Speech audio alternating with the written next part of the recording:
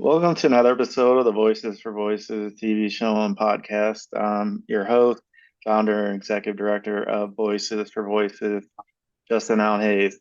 Thank you for joining us on this and our over 215 additional episodes in our catalog. So, if this is your first episode, welcome and please subscribe, follow, and share. And if this is just another episode that you've been following the whole way, we have quite the listener and viewership.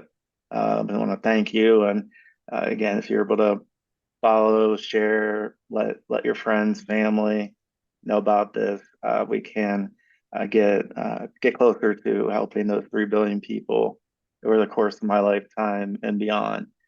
So thank you for all the love and support up until this point. And as we go forward, we couldn't do this without you. Uh, as we become accustomed to, we like to pivot and turn and talk about maybe a topic or two for what may seem like an extended period of time. And that I'm sure you've noticed on the probably the last, oh geez, maybe 10, 15, 20 episodes where we're really honing in on human trafficking. And again, that can come on so many different levels, whether it's labor or sex or uh, there's just so many. You talk about grooming and uh, it's just all incredible that that people get away with this and that we don't as a nation have as of now the right safeguards in place to help uh, victims, individuals, whether they're children or not children, they've been a victim of any type of abuse. And that's hard enough as it is to go through that. I don't know what that's like. I haven't personally been through that.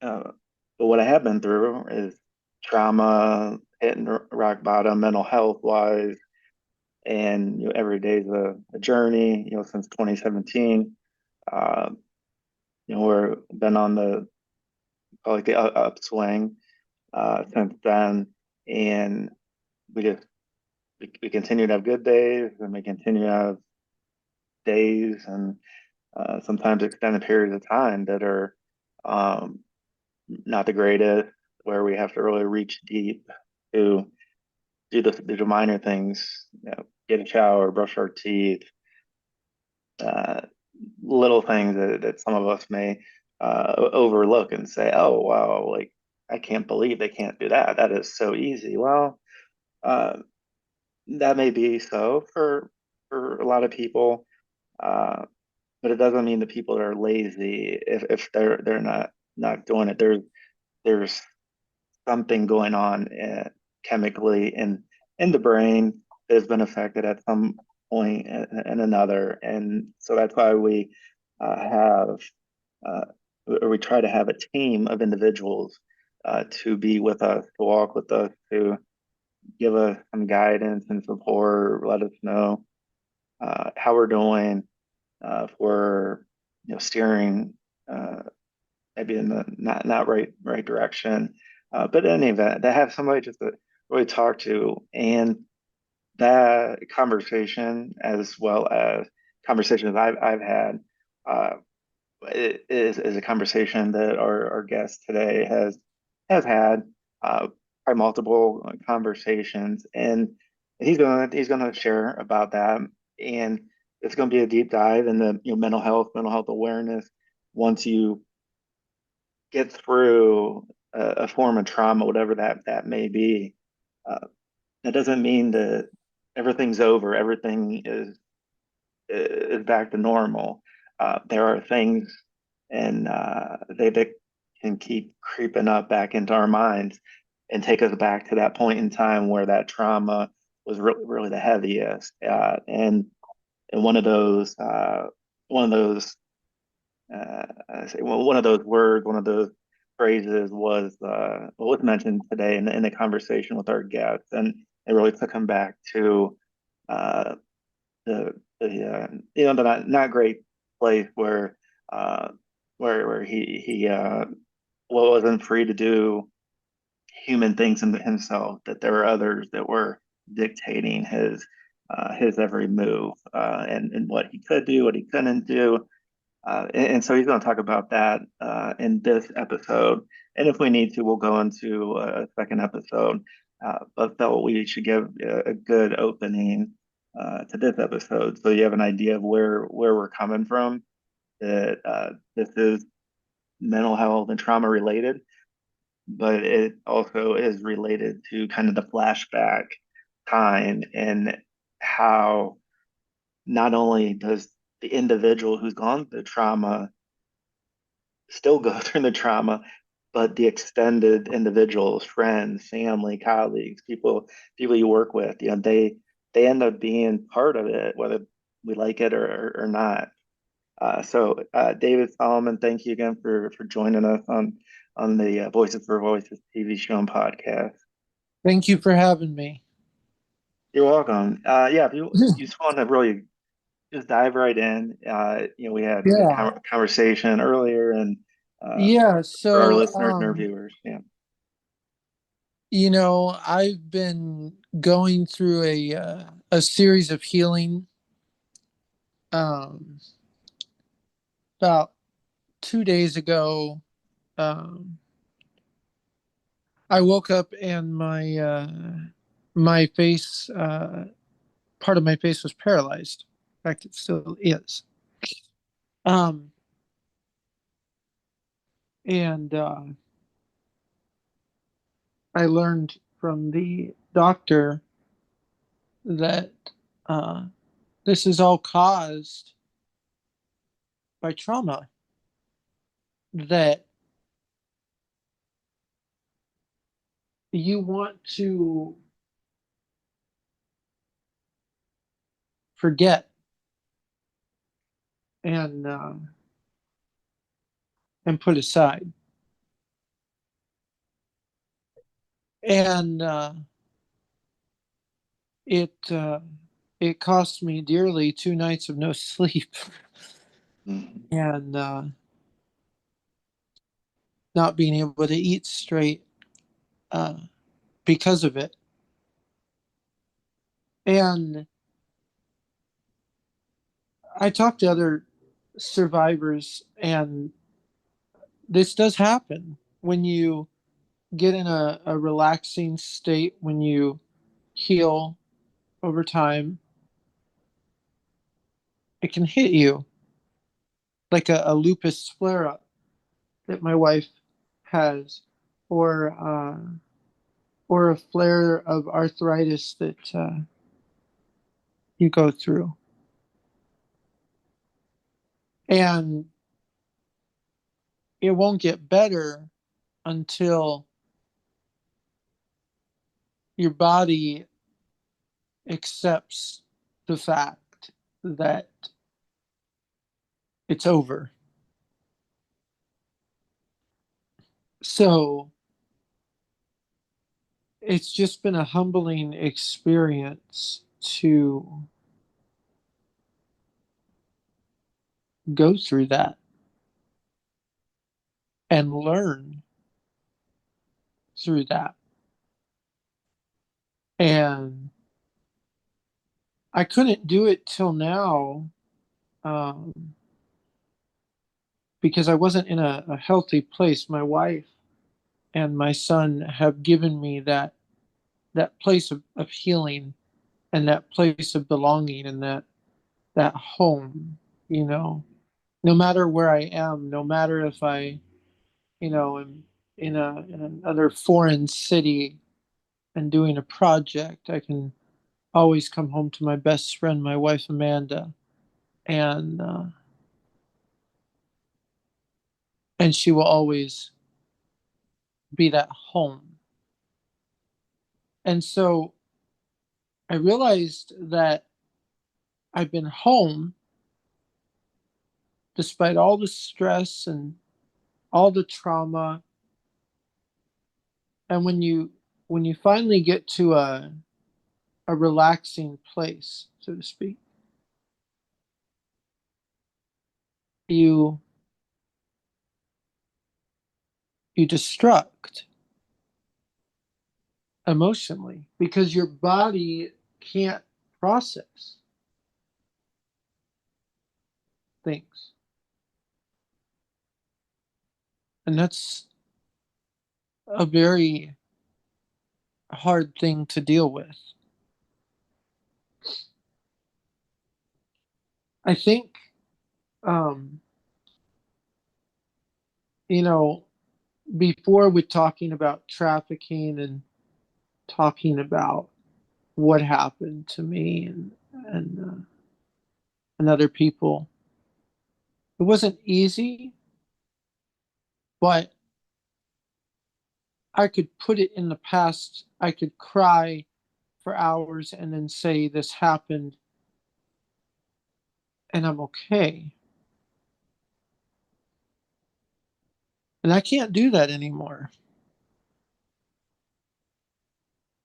And that's a little um, challenging to learn. You can only put the problem to bed so many times before you face the Goliath and have to slay it like David did. Mentally, spiritually, physically, emotionally. And it's it's been heartbreaking to learn that. So I got tears just from saying that. So um, I I guess I thought, it happened. I was trafficked. Time to move on and tell my story, and it won't affect you.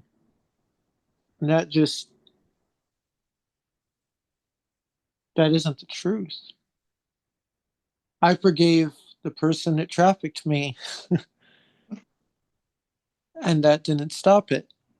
I did everything right, um, that a Christian young man should do to prepare for being a husband and a father, and more importantly, a leader of the household, but also other people that look up to me too.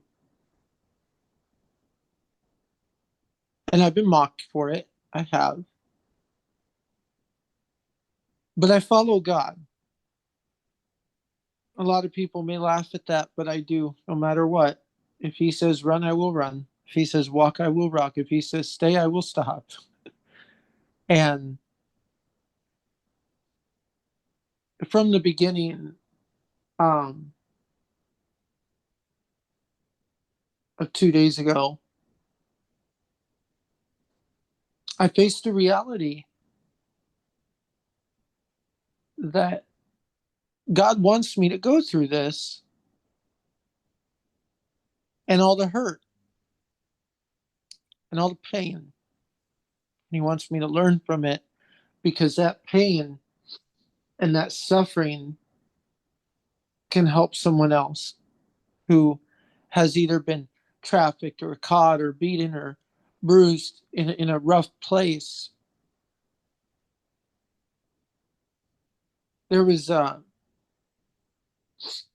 there was someone on YouTube a year ago who said I don't break down with emotion,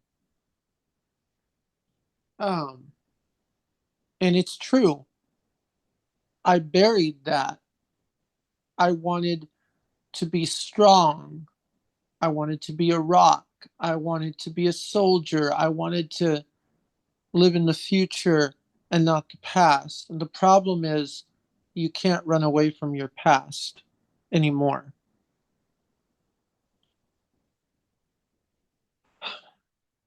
So I want to share what I'm going through. And I imagine 500,000 writers right now are going to have a similar um, reaction. So I already had a lot of trauma that I was trafficked. And we don't need to go into names or details. We can just say it happened.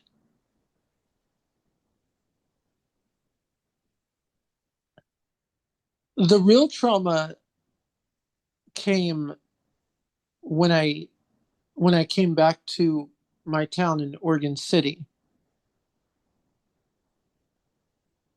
You see, my traffickers called me Cody, and they wouldn't let me use the bathroom unless I said I was Cody, and I made the blatantly stupid mistake of saying, "Fine, I'm Cody. Let me use the bathroom," and that was my stupidity. So, when I escaped, it was a small town, and anywhere we went, Fred Meyer, Blockbuster, uh, a restaurant, Wendy's, you know, the grocery store, it would start creeping in that things were on hold for Cody. And then there would be calls for Cody, and then police would do welfare checks for Cody. And we would have the Oregon City Police show up for a welfare check about every 2 days for a period of 4 months, seeing if Cody was okay.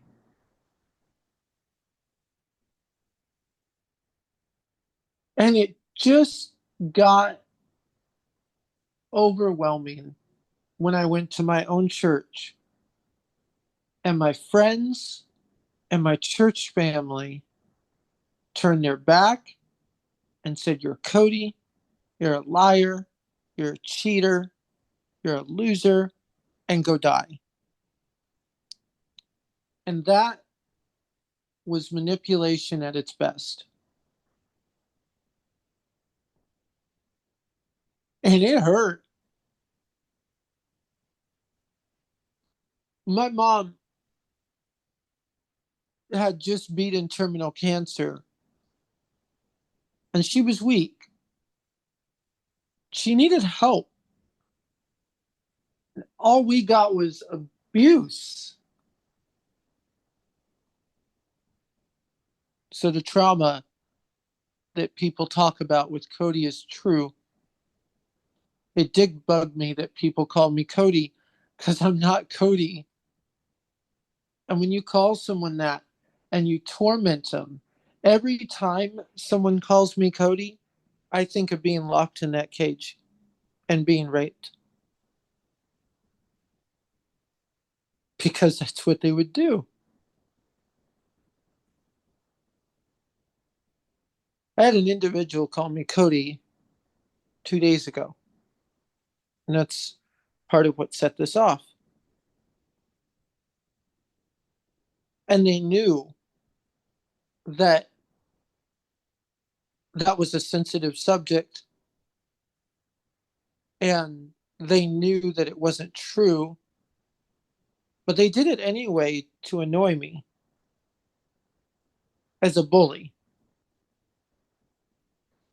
because they didn't like something I said. That's not a true friend. And so I want to make it clear it's not because it's a name, Cody. It's because of the memories of Cody that just traumatized the living brains out of me.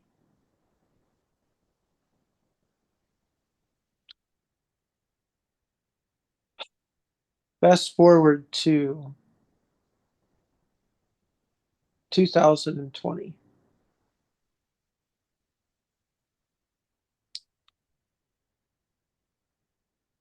My mom um, was very sick. She had been poisoned.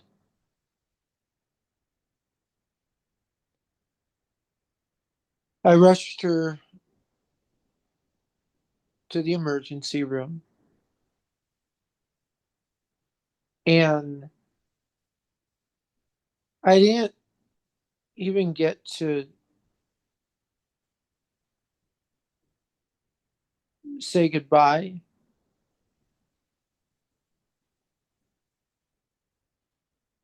I didn't get to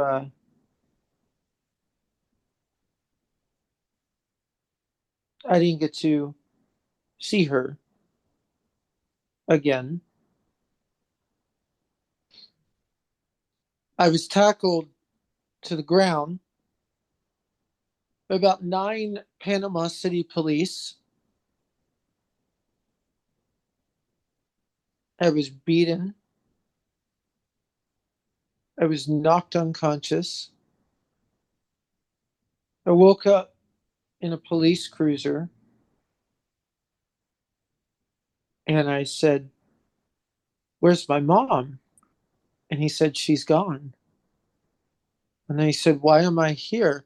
I want to see my mom." And he said, "You're never seeing her again. You're under arrest." And I said, "What? Where are we going?" And he goes, "We're going to go somewhere. You'll figure it out."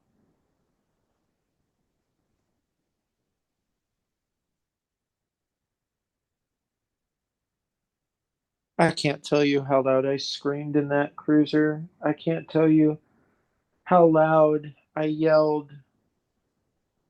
I can't tell you.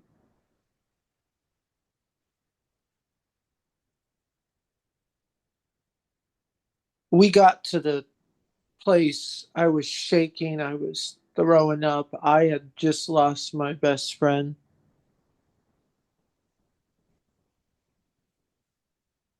basically died in my arms, who stuck by me through everything when no one else did, who comforted me through all the car accidents, who helped me through the 6 month coma, who gave me strength and showed me what faith was. And when I didn't have any friends that visited me in the hospital, and when I lost my memory, when I had amnesia, when I was blind, when I was paralyzed, she was there and no one else was.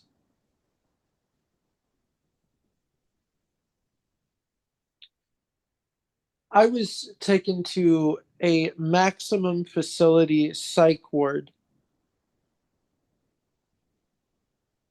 I was denied food. They put me in a coat. They locked me in a padded room. And that is how I spent the night, processing that I had just lost my best friend.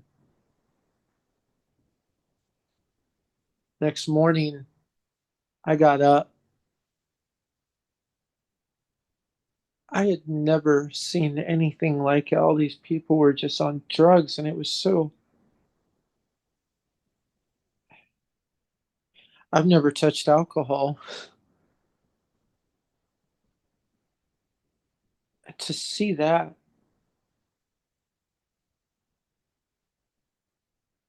people shaking and convulsing, and it was so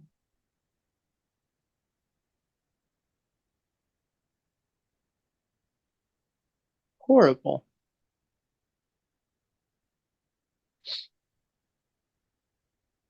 I got bullied for being the only white person in there.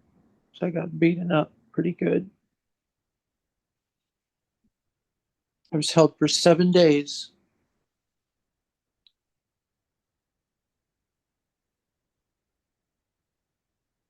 They couldn't find anything wrong with me.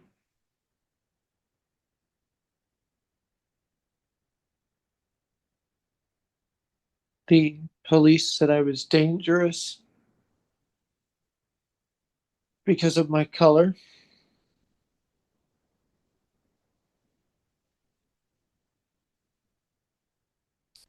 and my religion.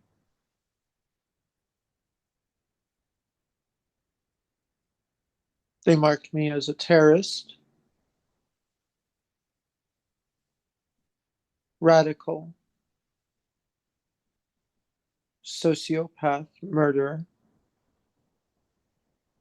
and I was charged with the manslaughter charge on my mom. And instead of going to a prison, I would spend my life in psych wards with no advocate, no lawyer, no one. It was COVID. Nobody cared. Everybody wore masks, but not in there. Mask was a weapon.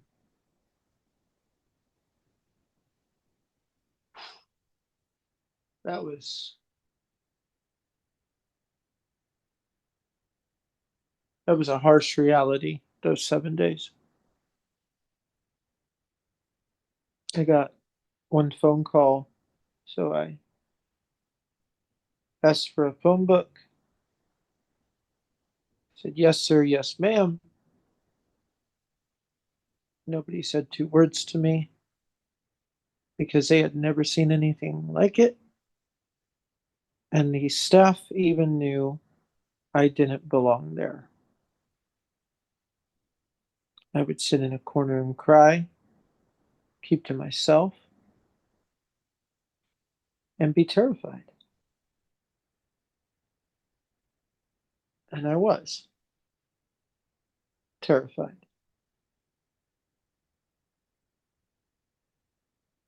And a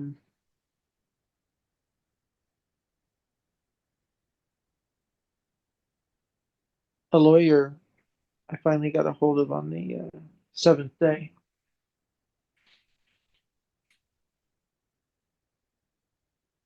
He got me released, but it came at a price. They they took my mom's belongings, her vehicle, and um, everything else.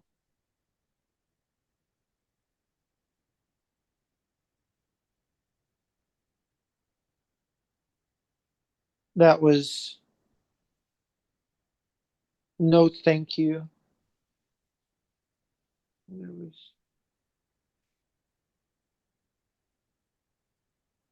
no apology, I guess, for getting the wrong person. The charge was reversed.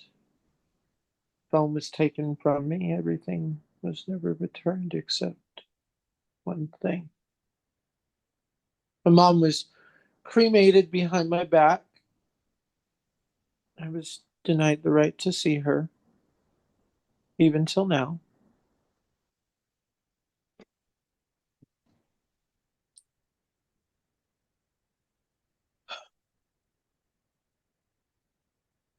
That was just the beginning of the trauma that I've been through. I made a stupid mistake 6 months later, and I legally wasn't supposed to talk about it until about 2 months ago. But person called my mom the C word. I was in Maryland and I was grieving. Somebody made fun of my mom. I lost my temper. I threw a smoothie at their face.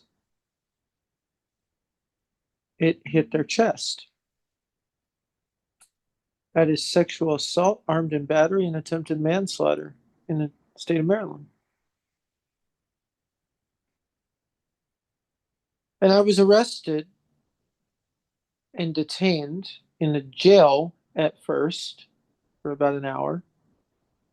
Never been in trouble my whole life. Freaking out. And then I was taken to prison. Maryland Max Prison, state prison. I was charged for attempted manslaughter in the third degree, and it was uh, it was something. Again, COVID. The police thought that the blueberry and strawberry smoothie on the person was blood, and it wasn't. So, but the person that I threw it with made a whole thing and said that I'm bleeding now and help me. And they were drunk and high on drugs, which was stupid of me to even carry on a conversation with that person. But I don't do drugs and I've never drank. That is the stupidest mistake I've ever made in my career in my life. So I went to prison for 12 hours. I got out by a miracle of God, literally. Um, but they weren't going to let it go. It went on for 9 months. My own lawyer would not represent me once he found out um, about about my trafficking case. And some people testified that I was a dangerous person that I have named from filmmakers, actually. And they were going to put me away for 40 years. Stayed in Maryland for what I did. 40 years. And the judge had never seen anything like it in his letter. The person lived in another state, and the court was willing to pay them to come out to prosecute me. And that has never happened the way it did. They were willing to pay that person to come out. So 9 months of hell. I had to wear an ankle bracelet or ankle monitor. Sorry. Um, I had to be terrified. People don't want me talking about this because at the end of the day, it was let go and it was a mistake. And because of COVID, again, um, people made mistakes. People uh, assumed things during COVID, and it was wrong. Do you think I got an apology? No. I got a criminal record for 2 years and then an apology 2 years later. Oh, we're sorry that happened. So I haven't been able to talk about this legally until this ended because legally until 2 months ago, they could still take me to prison for the freaking smoothie that I threw. So when people blast that on YouTube, that was traumatizing because people look at that and go, oh, he's a criminal. He's a criminal. He has a criminal record. He went to prison. I did for 12 hours. You neglect that. And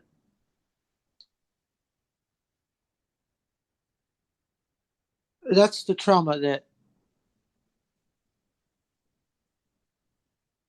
has paralyzed my jaw.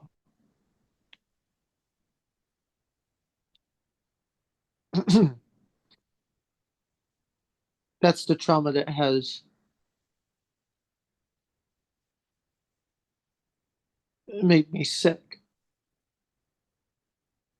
During that, it drove me to death because in the prison I got a hold of a nasty infection because they don't wash anything. And because it was COVID, they didn't give us masks and they just threw us in a cell that was dirty and nobody cared. So I got sick. I ended up hospitalized for that after the fact, about a week after. Couldn't keep any food down for about 3 weeks. Got pretty bad. It got to the point where my doctor, uh, who's a man of God, he similar circumstance. He said the hate in my heart for the person that trafficked me was so great. And if I was going to go to prison because of a smoothie and a court was willing to do it, and no matter what anybody did, no matter what letter was written, there were 400 people that wrote letters on my behalf as a character. 400, think about that number. I was crying. Mhm. Why don't we cut this one short or at the end, and we'll come back to continue this conversation. That's fine. Great. Thank you, our viewers, our listeners, for checking out this episode. And please come back for the second part of this conversation. Until next time, be a voice for you or somebody in need.